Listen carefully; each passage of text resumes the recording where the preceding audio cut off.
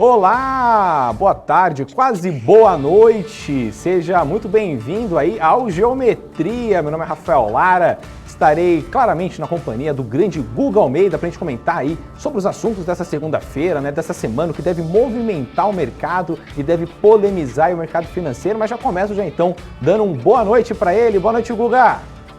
Boa noite, Rafa. Tenho certeza que o pessoal não entendeu nada no início, né? Deve ter olhado assim, caramba, quem é esse aí? Quer dizer, quem é esse aí? Todo mundo sabe quem é o Rafael Lara aqui na BMC, né?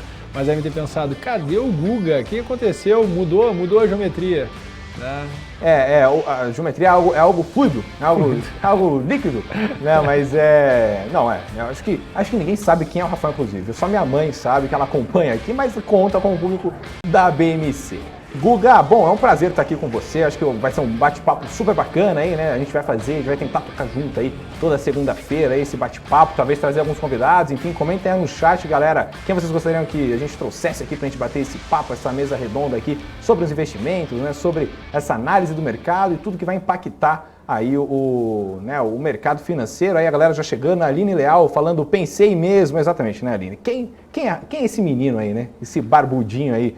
Vamos lá, o Henrique Lima perguntando já pra gente começar, já falando de Gerdau e Enalta. Ó, gente, vai mandando aí, que eu só tinha uma questão aqui para conversar com o Guga antes aqui da gente ir para as análises, né? Que eu queria falar com o Guga sobre o que ele achou desse movimento, né, do Bitcoin. Hoje, né, a Amazon aí anunciou que pode começar a aceitar as criptomoedas e o Bitcoin disparou hoje, né, com 19% de alta, chegando aí aos 190 mil reais, 192 mil. Como é que você vê essa alta aí, ô Guga? Você acha que o Bitcoin vai voltar aos 320 mil?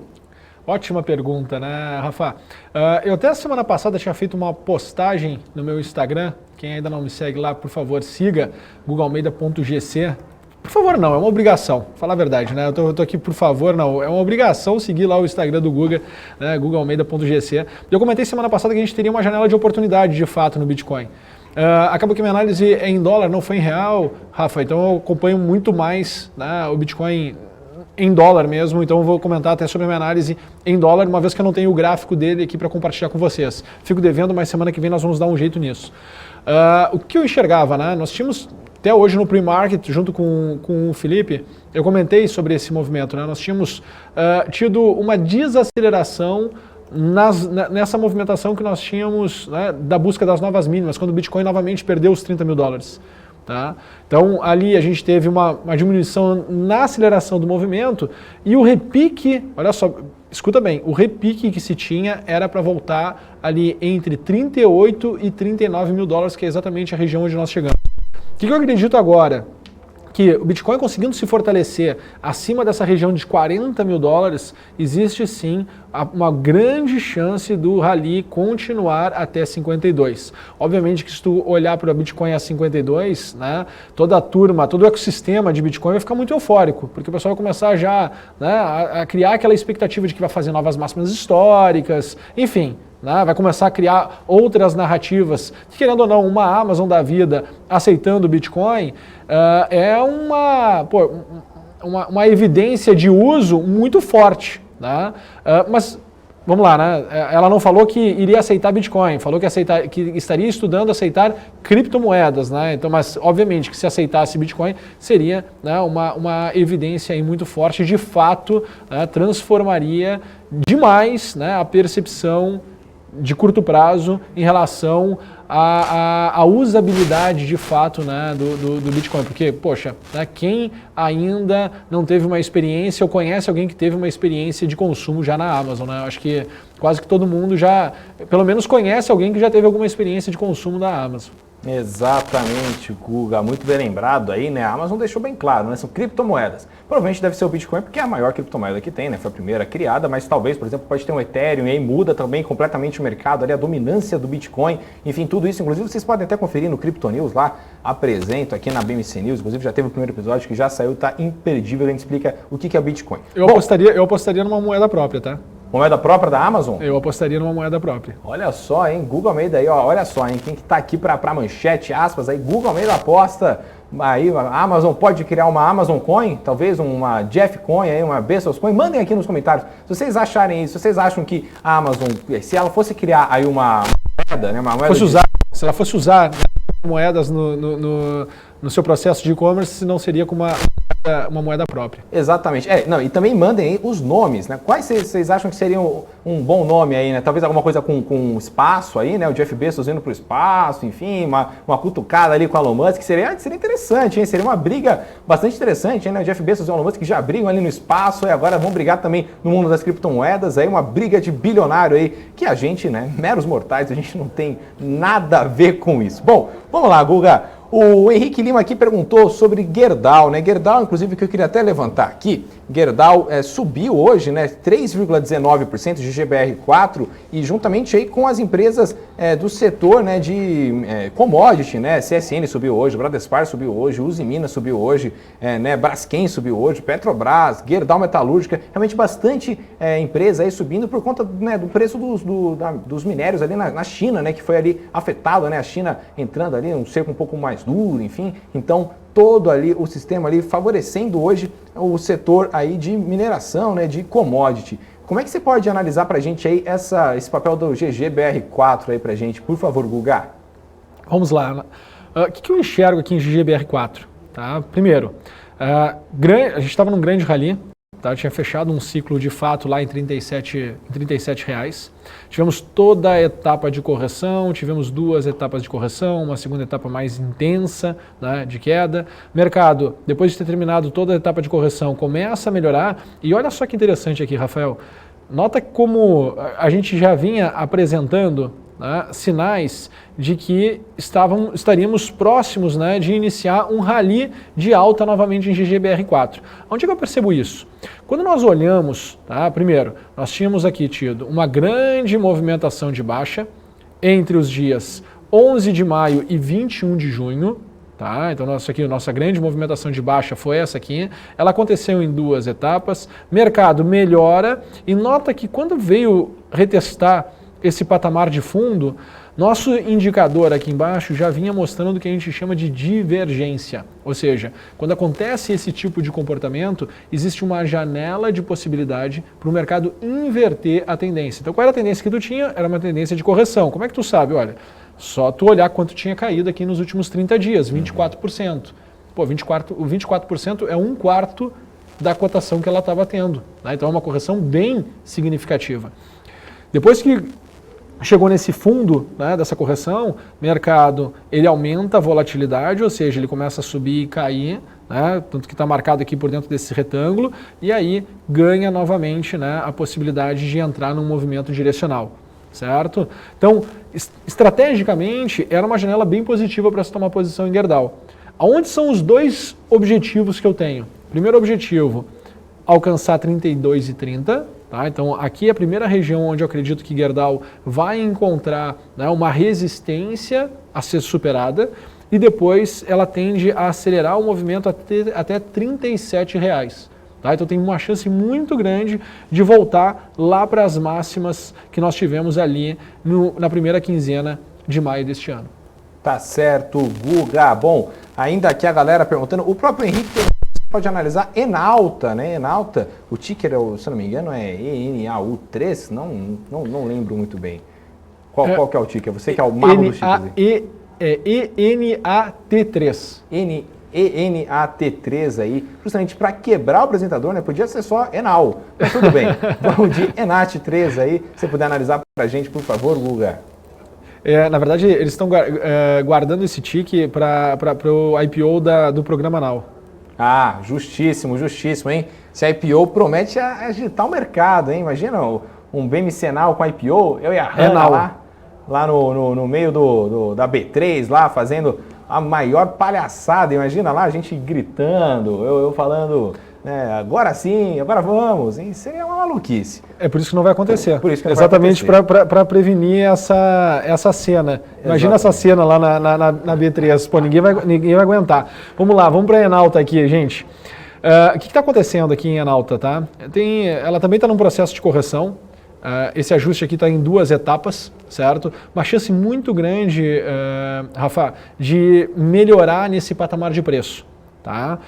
Não se sustentando aqui acima dessa região de 14,10, vai acelerar a correção e aí vai vir para 11,45. incomoda bastante, né? Voltar para 11,45 é uma correção bem intensa. O que está acontecendo aqui no curto prazo, para nós olharmos, tá? Tem uma estrutura de comportamento num tempo gráfico menor muito semelhante ao que a gente viu aqui em Gerdau. Tá? Que a gente estava olhando em Gerdau, mas era em outro tempo gráfico, era uma outra estrutura de análise, tá? Em tempo, né? Mas quando nós olhamos aqui para onde Enalta pode voltar a subir, nota bem, olha só, olha que interessante, tivemos aqui todo um processo de correção, o mercado reage muito rápido e aí depois vem caindo em duas etapas. Eu acho que dá para perceber aqui que tem duas etapas de fato. Tá? Então, uma melhora a partir de agora, e aí eu sugiro o telespectador colocar um indicador rastreador de tendência. Aí nós temos aqui, por exemplo, esse indicador aqui que se chama High Low, que toda plataforma técnica tem. Tá? Esse indicador aqui, ele te ajuda a interpretar qual é a tendência que está vigente no mercado. Certo? Então, a tendência que está vigente agora no mercado, ainda em Enalta, mesmo num tempo gráfico de 60 minutos, ainda é de baixa. Ou seja, quando inverter, e se inverter, tá, você tem uma possibilidade, vale a pena você criar uma estratégia para ir buscar Enalta voltando aqui para a região de 16,50, podendo chegar até 17,50. Então são os dois níveis, Rafael, que eu considero aí bem interessantes que o telespectador pode utilizar, né, como referências para criar a sua estratégia para tomada de decisão. Perfeito, perfeito. Guga Almeida aqui, sempre bastante preciso nas suas análises aqui. Bom, deixa eu dar uma olhada aqui no chat, né? Bastante gente aqui chegando. Vou até olhar no chat também do portal lá, né? Que se você ainda não acompanha a gente, www.bmcnews.com.br. O Marcelo Alves aqui falando pra gente analisar Cash 3, né? Cash 3 aí é o papel da Melius, né? Inclusive, aí ajuda, por exemplo, a gente estava falando agora há pouco de ticker que ajuda o apresentador, ou que né, complica a vida do apresentador que pode acabar errando. Cash 3 ajuda. Por quê? Porque é de cashback, a Melius já dá uma ajudada aí na nossa cabeça. Igual o Show 4, né? Que é da Time for Fun, enfim. Mas aqui também tem gente, o Guga, e aí eu não sei, depois aqui da mensagem do grande Rui das Neves, né, que falou, tá aí um valuation difícil de fazer, de IRB, ele pediu inclusive para você dar uma olhada depois em IRB, mas a Gabriela, falando aqui, ó, uma mensagem aqui, eu não sei para quem é que foi. E ela falou assim, esse homem é um fenômeno, além de um gato inteligentíssimo, tá de parabéns. Eu acredito que seja para você, e eu te explico por quê. Eu tô aqui desde as 9 da manhã, não houve qualquer tipo de elogio nesse sentido aqui, entendeu? Então, eu acho que é para você, então, aí, a opinião da telespectadora aqui pra gente aqui, falando que você é um gato inteligentíssimo e que tá de parabéns. Aí, Guga, que é muito bem casado, inclusive. Manda um abraço pra sua esposa, inclusive. O nome da minha esposa é Gabriela. Eu não tô vendo o chat, então olha, pode ser que tenha, né, convergido. Aí. Não sei, porque eu não tô olhando o chat, também não quero me comprometer aqui. Talvez seja, então, a grande Gabriela aí. Se não for, Gabriela, já seria bom, então, aí, sei lá, enfim. Pode ser a Gabriela. Eu acredito que seja a Gabriela, enfim. Vamos lá.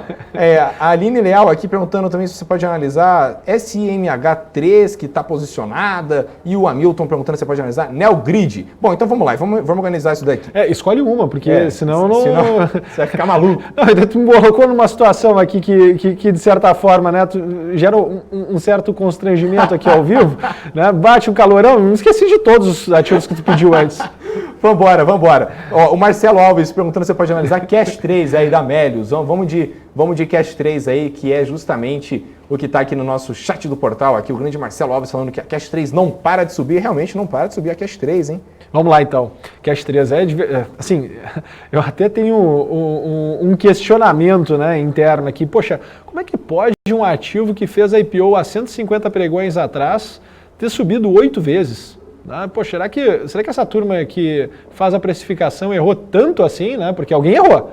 Né? Alguém errou, porque não faz sentido, né? Em 150 pregões, um IPO, né, se multiplicar em 8 vezes. Enfim, eu nunca tinha visto isso, né? Nunca na história desse país tinha acontecido uma situação como essa, né? Então, algo de fato, né, se tem que se questionar, principalmente nesse patamar de preço.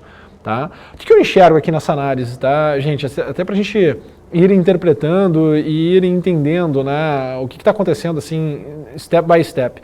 O que eu consigo enxergar assim, nessa continuidade? Tá? Para mim tá indo para o último estágio, tá, de valorização nessa janela de tempo.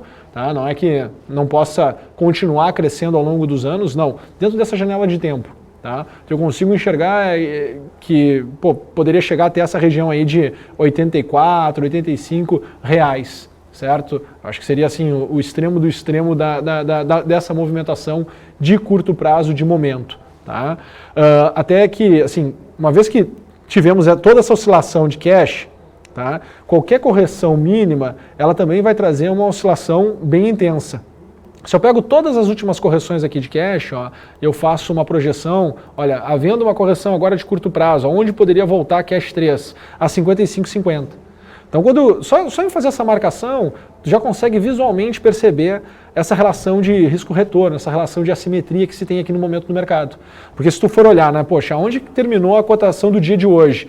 Terminou aqui em R$ 74 reais. Então, se tu for medir, né, visualmente mesmo, assim, de uma forma bem simples, né, quanto tu tem para subir versus quanto tem para cair, eu faço só uma marcação e tento projetar aqui, tu percebe que tem muito mais para cair, né? Tem 2 vezes o que tem para subir, tem para cair aqui. Então acaba que é um ambiente que não tem mais uma assimetria interessante para se montar a posição. Quer dizer que você tem que sair da posição? Não, não quer dizer isso. Como é que tu pode usar um referencial para sair de posição? Olha, para mim fechando abaixo de R$ 62,15, hoje faz total sentido você zerar essa posição.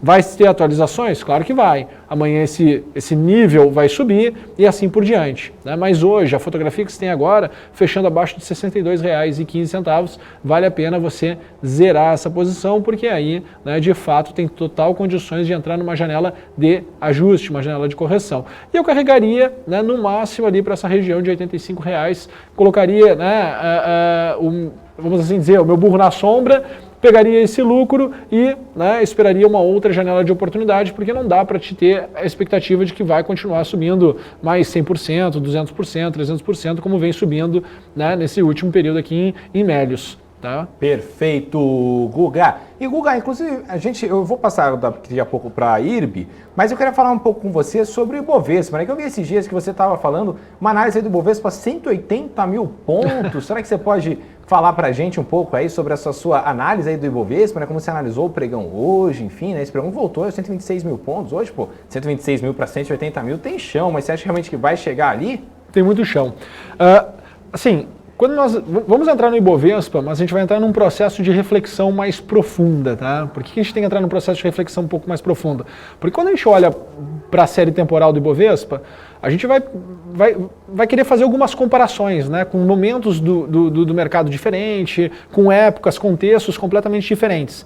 E, querendo ou não, né, parece ser possível comparar, mas a gente tem que pensar, né, na prática que o mundo está ficando cada vez mais conectado e isso faz com que mais e mais pessoas tenham acesso à informação e mais pessoas, né, queiram se posicionar e cada vez menos tu vai ter ativos de qualidade disponíveis dentro do tempo. Então isso traz uma transformação na forma como o mercado ele sofre, por exemplo, as suas correções e seus movimentos de alta. Tá?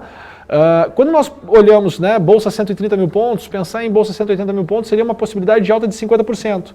Quando a gente olha para o início do ano passado, início de 2020, desculpa, quando nós olhamos para o início de 2020, se tu pegar ali várias casas de análise, não é uma, nem duas, nem três, tinha casas de análise que projetavam o Ibovespa para 500 mil pontos, outras casas falavam de 300 mil pontos, 350 mil pontos, 250 mil pontos. Eu estou projetando 180. Né? Não estou fazendo nada de absurdo, né? E imaginando que a gente está num momento de retomada de economia, ou seja, que o mercado ele fica mais voraz, né? E ele tende a mudar de patamar. Tá? Então não tem nada de surpreendente. Mas vamos lá, vamos olhar aqui o Ibovespa para que a gente possa refletir. Eu só precisava dar essa introduçãozinha, Rafa, para que o pessoal entenda onde, né, eu estou observando, como é que eu estou fazendo as minhas observações, para não parecer ser simplesmente um chute. Né? Tudo tem um contexto, tudo tem que ter um olhar de um porquê. E obviamente que, né, havendo alguma situação negativa, né, tendo um critério claro e objetivo, vai se zerar a posição. Né? Eu tenho aquela cabeça da pessoa física, não tenho a cabeça do institucional.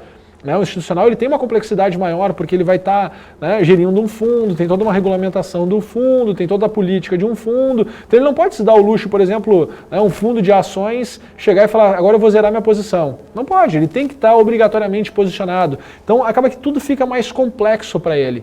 Né? A pessoa física não, a pessoa física ela tem flexibilidade, ela pode se movimentar melhor. Mas vamos para o gráfico aqui, por favor. Antes eu queria que o pessoal percebesse aqui no Ibovespa,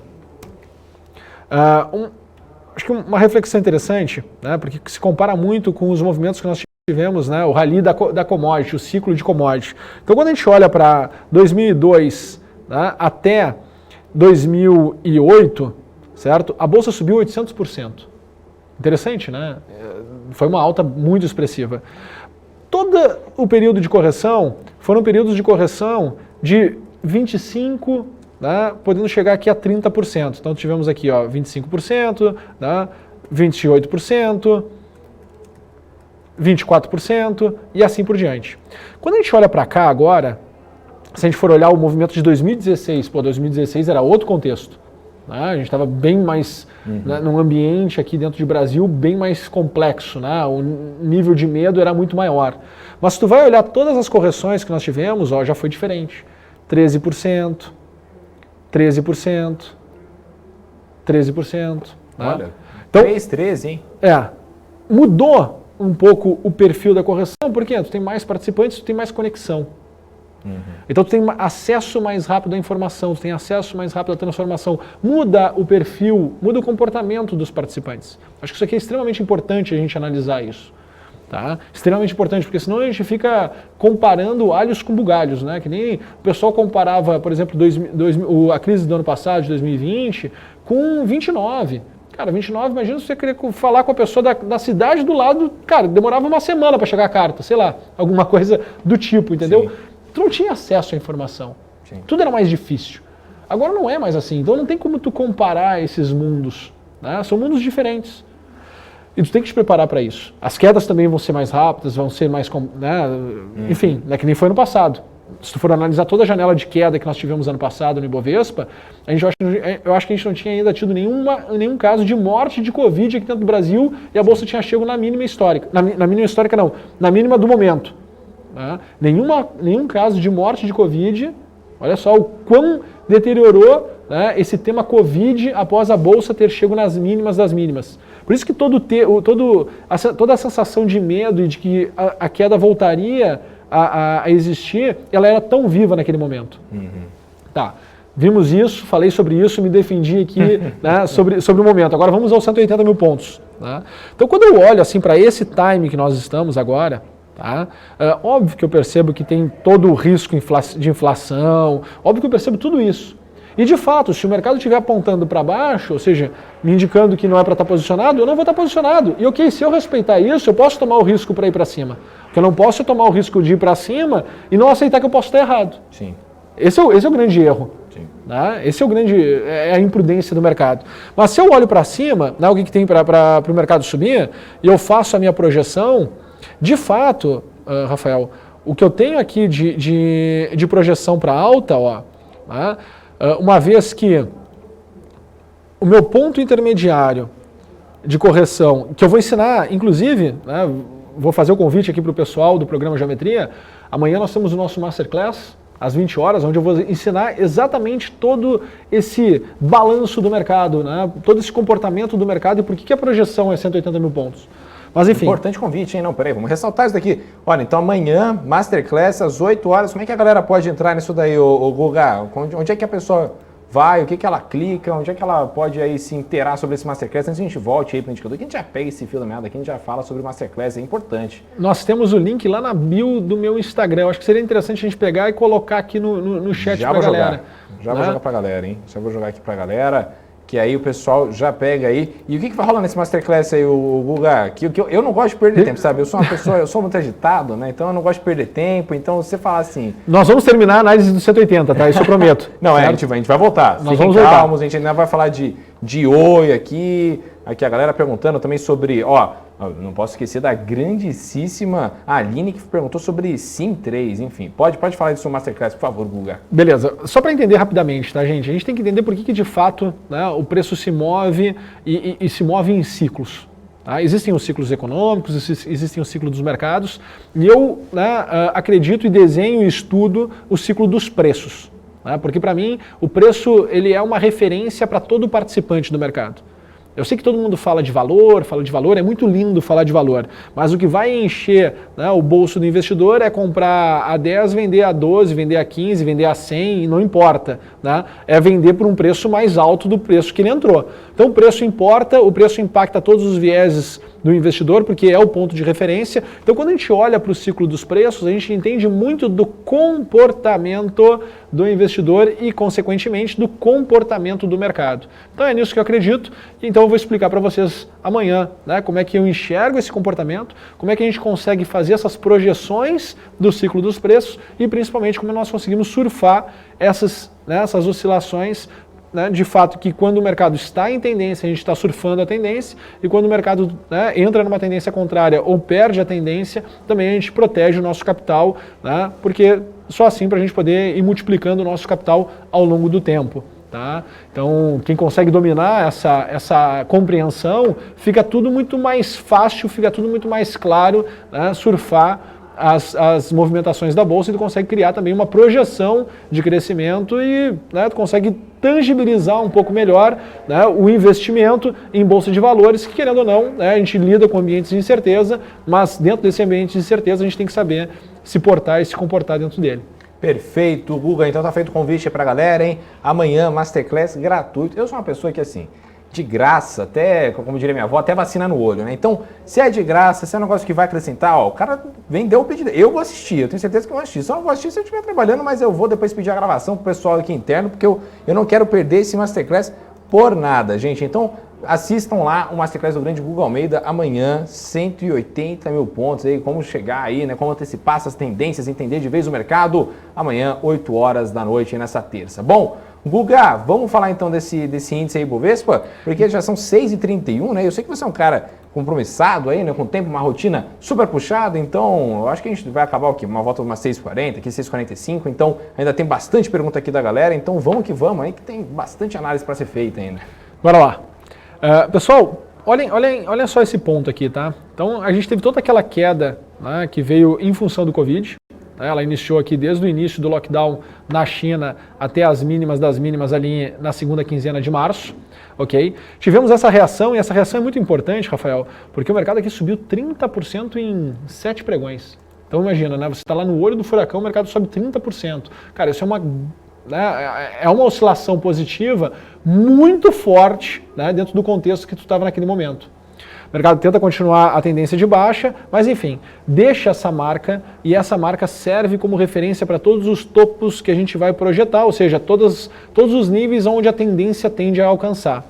E aí, de fato, né, quais são os níveis que se tinha? Né? Uma vez que aqui foi 38,2, próximo nível que a gente procura, que a gente fica olhando, é 61,8, depois 78,6, que são exatamente essas marcações em amarelo. Depois 1,13, que é onde nós chegamos, por isso que existia na minha análise os 130 mil pontos. Né? Eu virei o ano falando dos 130 mil pontos. Nós estávamos aqui nessa região, quando, né, o mercado estava batendo aqui 93.500 pontos, eu falava, olha, para cima é bem interessante, porque para cima é 180 mil pontos. 130 mil pontos, desculpa. Né? O mercado foi lá buscar esses 130 mil pontos. Estamos nessa janela de correção em função de termos chego nesses 130 mil pontos. E o mercado indo buscar novas máximas, tá? O destravamento de preço vai ser muito grande. E eu acredito numa coisa, a gente está saindo de uma situação no ciclo de mercado onde a gente sai de uma região de alívio, ou seja, o mundo não acabou, ou seja, as vacinas estão aí, as pessoas estão sendo vacinadas, a economia tá retornando, né, os empregos estão, né, aí voltando, a capacidade ociosa das indústrias estão, né, sendo absorvidas, ok que tem a inflação, mas a vida não acabou. E a gente está entrando numa fase que sai dessa fase de alívio, porque não acabou, para uma fase de otimismo. Tanto que a gente escuta as narrativas, quais são? As expectativas por resultados bons nesse segundo semestre são bem fortes. Então, o mercado começa, né? Expectativas positivas, e aí começa todo um processo, né, positivo, otimista, que tende a levar os mercados para um novo patamar. E a gente tem, sim, condições totais de o próximo rally ser para ir buscar os 180 mil pontos. Perfeito, Guga. Bom, vamos lá.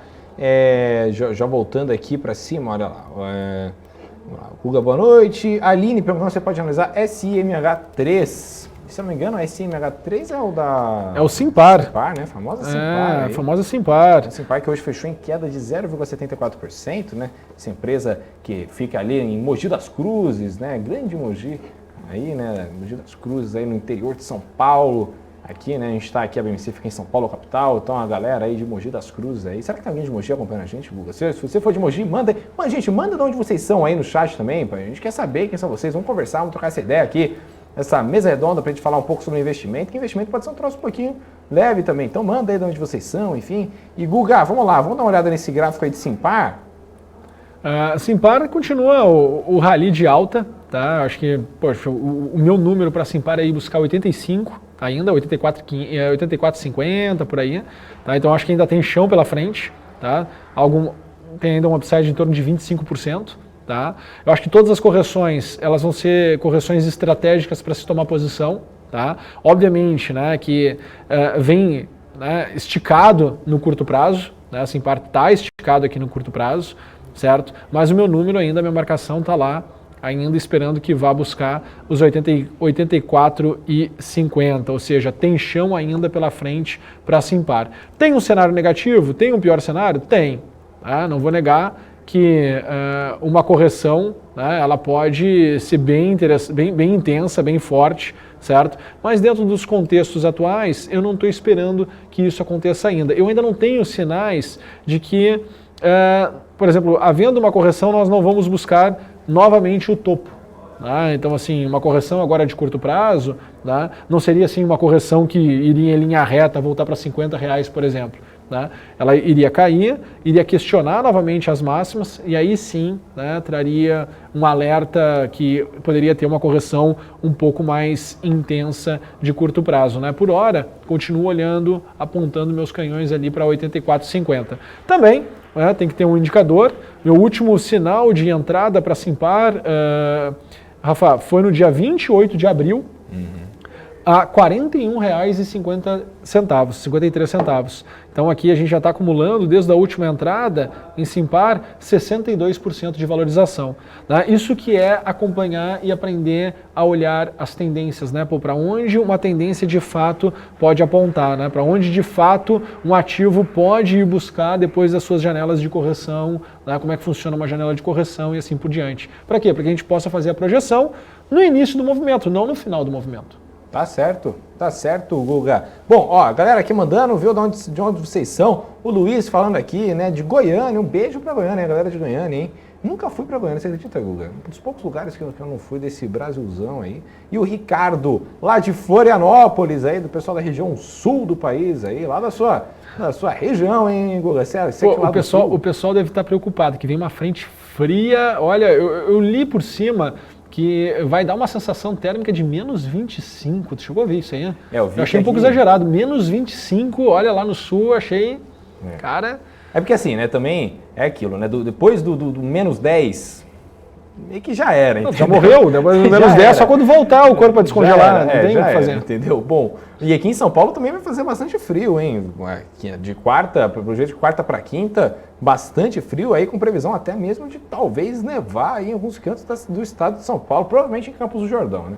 Mas enfim, vamos lá. O pessoal aqui mandando, ó, já fomos de Simpar, o Hamilton, não sei se sabia, o Guga, não é só aquele outro programa de outra emissora que tem Hamilton, aqui a gente também tem o nosso comandante Hamilton, viu? Mandando aqui, boa noite, Guga, se você pode analisar, Neogrid NGRD3. Tô para te falar que é o mesmo, hein? É o mesmo? É o mesmo Hamilton. Ele veio buscar aqui as recomendações, veio buscar aqui informação. Entendi.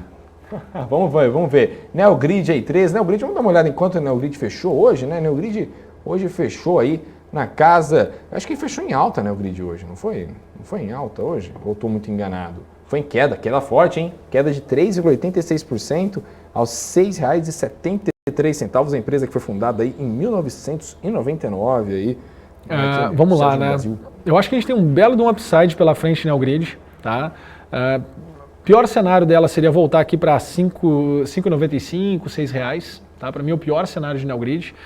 O que eu estou enxergando, né? Quando entrar esse rally de verdade, tá? De fato em Neogrid, espaço para voltar para 10,50, 10,80, tá? E um mundo muito maravilhoso, quem sabe até 16. Olha só que interessante, né? Pelo menos é isso que me mostram os números aqui no curto prazo. Tá? Como a oscilação é maior, Rafael, o que acontece? A exposição do investidor ela tende a ser menor. Tá? Eu gosto quando tenho assim, uma expectativa de alta de 50%, 60%, 100%. Por quê? Porque para gerar aquele resultado que eu projeto na minha carteira, eu posso usar um capital reduzido. Eu, por exemplo, tá? falando por mim, eu tenho uma meta de fazer 15% por semestre. A minha intenção é crescer 30% ao ano. Então, quando eu penso em fazer 15% por semestre, se eu tenho uma oscilação de 100%, quanto da minha carteira de fato eu preciso alocar nesse ativo? É algo muito reduzido. Então, acaba que eu fico com muita liquidez, muito mais liquidez, emocionalmente, né, minha exposição, minha carga, minha pressão em relação ao mercado, ela é reduzida e eu sei exatamente quanto eu quero crescer e, havendo esse movimento, quanto eu vou de fato crescer. Então, eu trabalho com a bolsa, né, eu uso a bolsa a meu favor. Eu não fico na mercê do que pode acontecer. Obviamente que os fundamentos, eles vão trazer os fundamentos sejam destravadas. Né? Mas o quando, para mim, importa muito, porque, querendo ou não, taxa, ela depende do tempo. Toda taxa de crescimento, ela depende do tempo. Então, como é que tu vai abandonar essa constante tempo, né? Não é uma variável, o tempo não é uma variável, ele é uma constante. Então, como é que tu vai abandonar essa constante tempo se ela impacta em tudo que a gente fala sobre investimento? É meio, né, sem sentido. Quando simplesmente tu joga lá, não, no longo prazo as coisas vão se resolver. Não dá para pensar assim. Eu não consigo, pelo menos. Com toda certeza, Guga. Bom, já são 6h41, mais gente aqui mandando de onde eles são, ó. O Luiz Carlos falando que é de São José dos Campos. Falando de São José dos Campos, se eu não me engano, a grande Marta Matsumura amanhã também vai estar aí no Nau. Ela é lá de São José dos Campos. Um beijo para a galera de São José dos Campos, um povo super gente boa. O João Marcos aí falando que é de Curitiba, lá do Paraná. Curitiba faz frio, hein? Curitiba faz frio, hein? Gelado. O Cristiano falando que é de Uberlândia, a terra do Uber aí, fazendo essa piada aí. Caraca. Esse trocadilho aí, né, Essa é a piada do tio. Essa é a piada do tio. É a do Natal, né? É a do Natal? A do Natal? É do Natal, né? Pra ver, pra comer e já vem... E todo Natal ele vai repetir. Vai. E vai rir como se fosse a porque piada mais que tá nova. ganhando não se mexe, o Google, é assim que funciona. E também aqui a Despolpa, distribuidora de polpas e congelados, falando que é de lá de Dourados, lá do Mato Grosso do Sul, lá de Dourados, olha só, bastante gente aqui. A Gabriela falando que é do Rio de Janeiro. Cara, agora isso é é bem Gabriela, legal. viu? Isso é bem legal, né? Esse negócio de estar conversando com o Brasil inteiro, né? Pessoas com contextos diferentes, em situações diferentes. A gente falou do frio, né? Pô, tem gente aí que nem sabe o que é frio, né? Tem outros que não sabem o que é calor, mas enfim, né? É bem interessante assim poder levar uma mensagem em vários lugares, né, distintos, em vários contextos distintos, ajudando as pessoas a tomarem decisões. É bem legal, é bem gratificante isso. Exatamente. Lembrando você aí que sempre pode contar aqui com a BMC News, viu? Que aqui a gente tem informação que gera valor, então compartilha para os amigos, compartilha para a família, sabe? Vamos tentar levar essa informação adiante aí, né? Se você acredita que a gente tem conteúdo aqui de qualidade, então compartilha para a galera. Vamos tentar trazer cada vez mais aí para ter informação de qualidade sobre o mercado financeiro. E o Rui das Neves falando aqui que é português, mas é Saquarema, lá do Rio de Janeiro de coração. E o Rodrigo Rodrigues falando que é flamenguista. Flamenguista, aí o Flamengo ganhou de 5-1 do São Paulo, aí, hein? Galera São Paulina aqui, também muito triste aqui em São Paulo. Bom, são 6h43, Guga, eu vou abrir aqui para a última análise aqui, né, a gente já está chegando aqui perto, antes da produção vir puxar minha orelha, né, lembrando, viu, gente, ó, se inscrevam aqui no nosso canal, sigam lá também o nosso Instagram, bmc.news, né, que eu faço também live de fechamento de mercado com o grande Alex André. Se o Guga quiser aparecer também, pode aparecer sem problema. E se inscrevam para a Masterclass. Se inscrevam para a Masterclass, porque amanhã promete, o bicho vai pegar. Exatamente. Bom, vamos lá. Claro que se a gente tiver mais de 1000 pessoas, eles vão deixar eu fazer 2 horas de Masterclass, senão vai ser só uma. Olha só, hein? Olha só. Então manda pra galera, gente. Pode compartilhar à vontade. Bom, vamos lá. A última que eu falei foi de Neogrid, correto? Correto. Então vamos lá. O Felipe Navarro pergunta se você pode analisar Sul América. Sula 11 aí vai ser a nossa última análise do dia aqui. porque a gente também é filho de Deus, a gente também merece descansar, né, depois desse dia maluco de mercado, né, Guga? Hoje um dia bem interessante para analisar o mercado, né? O mercado aí, né, fechando uma alta de 0,76%, o Bitcoin disparando aí, né? Enfim. Beach Boy, esse é o Beach Boy. Pessoal, eu gosto muito do momento de Sul-América, tá? Bastante mesmo. Tem um pior cenário aqui, obviamente, tá? Mas tem coisas que me chamam a atenção. Primeira delas, duas grandes etapas de correção que terminaram todo um grande ciclo de baixa. Nós tivemos aqui um grande ciclo de baixa que se encerrou. Depois que se encerrou esse grande ciclo de baixa, eu gosto muito dessa intensidade de alta que nós tivemos aqui. Tá? Essa movimentação de alta ela aconteceu quando começou a ter a elevação de juros aqui dentro do Brasil, tá? Nesse ano, obviamente, ali em março. Certo? Depois disso, duas etapas novamente de correção. Então, eu acho assim, ó, que está num contexto muito bacana, tá? Eu me arrisco a dizer assim que o cenário de Sul-América, no próximo grande rally de alta dela, ela tem muito espaço para ir lá para 53,50, 53,80. Tá? Obviamente que a primeira resistência que ela vai ter vai ser ali na região de R$ 40,80. Tá bom? Por hora, no curto prazo, né, tá apontando para baixo ainda, já faz um tempo que está apontando aqui para baixo, então dá tempo, né, quando inverter o nosso indicador, vai dar tempo. Aqui eu vou ensinar sobre esse indicador amanhã, tá? Na Masterclass. Vai dar tempo para se tomar posição e aí vai dar tempo também para projetar, né, seus objetivos e seus resultados aqui, tanto para R$ 40,80 quanto para R$ 53,80. Rafael Lara. Tá certo, Guga Almeida.